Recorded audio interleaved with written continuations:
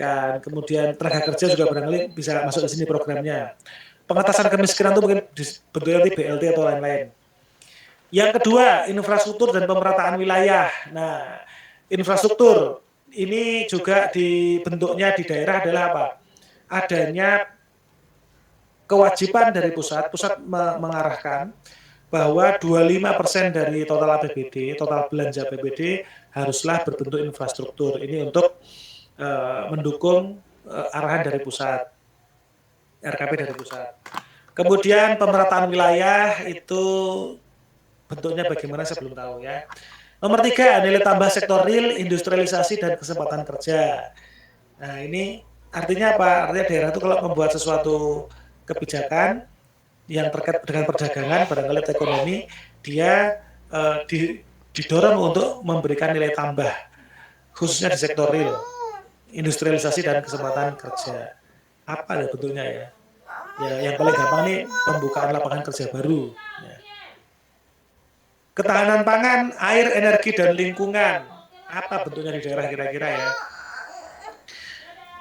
Saya dari seluruh provinsi di Indonesia yang saya tahu, provinsi yang visinya, provinsi yang memposisikan dirinya sebagai lumbung pangan dan lumbung energi adalah Provinsi Sumatera Selatan. Dia tuh punya jargon Sumsel itu lumbung pangan, lumbung energi. Karena di sana, ya kalau lumbung energinya jelas, karena di sana banyak minyak, ya. Jadi mereka mendeklarasikan lumbung energi, salah satunya karena penghasil migas, ya. Bahkan mereka tuh menyuplai listrik ke daerah lain kan gitu ya. Menyuplai listrik karena listrik itu kan khususnya untuk pembangkit listrik tenaga yang bukan air ya, mungkin yang diesel atau yang gas itu akan lebih efisien kalau ditempatkan di daerah yang penghasil minyak. Nah ini kebetulan Sumsel nih ya, lumbung pangan lumbung energi. Bentuknya mungkin bentuk kegiatan dari ketahanan pangan ya mungkin apa ya, ketahanan pangan air dan energi ini kegiatan-kegiatan seputar permasalahan pangan dan energi itu dan lingkungan hidup juga. Yang kelima, stabilitas pertahanan dan keamanan, apalagi terkait pilkada nih ya. Setiap di daerah juga mungkin harus mengontrol stabilitas politik dan keamanan ketertibannya, apalagi ada siklus pilkada ini. Ya, sinkronisasi kebijakan pemerintahan daerah dan pemerintah itu akan menghasilkan rancangan KUA dan PPAS ya yang nantinya akan diolah lagi agar menjadi RAPBD tahun 2020 ya. Sinkronisasinya juga dilakukan tidak hanya dengan pusat ya, tapi juga antara kabupaten kota dengan provinsi. Inilah yang menyebabkan yang menurut saya orang kabupaten kota itu, Pemda kabupaten kota itu merasakan kesulitan gitu. Karena bosnya banyak, bosnya itu ada pusat dan ada provinsi. Ini menambah ketidakfleksibilitasan. Tapi ya seperti itu ya. Artinya kalau provinsi itu hanya perlu menyelaraskan RKP-nya dengan pusat, maka Pemda kabupaten kota itu perlu menyelaraskannya dengan provinsi juga gitu kan. Perlu menyelaraskan dengan provinsi juga. Tapi ini adalah proses yang dua arah kok. Artinya ketika provinsi, jadi bukan daerahnya yang harus rajin-rajin ngecek ke provinsi, enggak. Provinsinya juga ini harus berkomunikasi dengan daerah juga. Kenapa? Karena provinsi memang begitu cara kerjanya. Dia itu akan lebih sakti ketika menjalankan peran koordinator wilayahnya, peran sebagai wakil pusat di daerah itu yang akan lebih mantap lagi dibanding hanya sekedar mengeksekusi APBD. Ya, apalagi di daerah-daerah yang kabupaten kotanya besar seperti Jawa Tengah. Ya, Jawa Tengah itu tidak akan cukup APBD provinsinya untuk ngurusin semua kabupaten kota. Gede banget. Maka dia perlu banyak-banyak komunikasi dengan Pemda-Pemda kabupaten kota di Jawa Tengah. Ya, barangkali yang nggak perlu kayak gini cuman DKI doang ya, karena DKI kan nggak punya Pemda, ya nggak punya kabupaten kota. Dia punya kabupaten kota, tapi istilahnya kota administratif. Ada yang tahu nggak bedanya kota administratif di DKI dibanding dengan kabupaten kota beneran atau kabupaten kota definitif di daerah lain di Indonesia? Apa bedanya?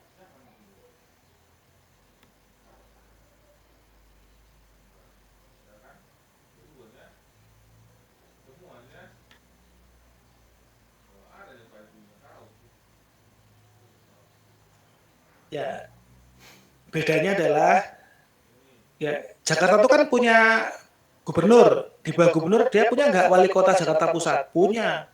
Nah, apa bedanya sama wali kota eh, Bantul dan gubernur DIY kan sama aja ya? DKI itu punya nggak wali kota Jakarta Timur? Punya.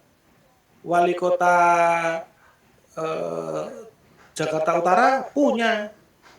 Nah, yang nggak punya itu dia adalah DPRD kabupaten kota. Dia nggak punya DPRD kabupaten kota. Jadi DKI itu disebut kota administratif karena DPRD-nya hanya di tingkat provinsi. Ya, dia tidak punya DPRD di tingkat kabupaten kota. Kalau di tempat lain kan ada DPRD-nya, ya. Sehingga mereka bisa bikin perda. Nah, kota administratif, nggak bisa bikin perda.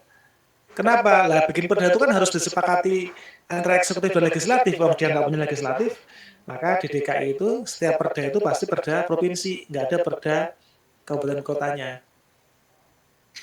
Untuk membantu proses sinkronisasi kebijakan pemerintah provinsi, kabupaten kota dengan prioritas pembangunan nasional, maka di Permendagri 33 itu ada tabel untuk membantu menyelaraskan prioritas pembangunan nasional dengan alokasi anggaran belanja dalam APBD. Contohnya di tabel 11 ini. Prioritas pembangunan nasional kita ada 5, sesuai dengan Perpres 91 tadi. Maka bagaimana penjabarannya di alokasi anggaran belanja RAPBD. Nah, itu ada itu tabelnya. Belanja operasi, belanja modal, belanja tidak terduga atau belanja transfer. Ya, ini kalau daerahnya sudah menerapkan PP 12. Sudah menerapkan kategorisasi belanja menurut PP 12. Kalau belum, maka dia boleh menggunakan tabel 12. Ya, tabel 12 ini sama dengan tabel 11, tetapi dia masih mengikuti Permendagri 58, masih mengikuti PP 58, masih mengikuti aturan yang lama.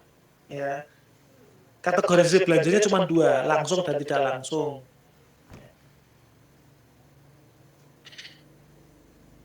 Tabel 21 ini sama ya tadi ya. Sinkronisasi kebijakan pemerintah kabupaten kota dengan provinsi. Nah, tadi kalau tabel 11 itu sinkronisasi provinsi dengan pusat atau kabupaten kota dengan pusat. Maka kalau yang tabel 2 ini sinkronisasi kebijakan kota dengan provinsi. Makanya provinsi, makanya kabupaten kota kan pusing kan, dia harus bikin 2 sinkronisasi nih. Sinkronisasi yang ini nih, yang tabel 1, yaitu dengan pusat, dan tabel 2 dengan provinsi. Nah, kalau dengan provinsi berarti sumbernya bukan Perpres 91 ya. Perpres 91 itu RKP pusat, maka dilihat ya RKPD provinsinya dalam bentuk hukum apa. Ya, yang setara dengan Perpres itu kan berarti perkada, ya pergub ya berarti ya. Artinya gini, Pemda harus melihat pergub tentang RKPD provinsi untuk bisa mengisi tabel 21 dan tabel 22. Apa bedanya tabel 21 dan tabel 22? Bedanya cuma di kategorisasi belanja. Tabel 21 menurut PP 12 ada 4, ya, OMTT, ya, operasi modal tidak terduga dan transfer, sementara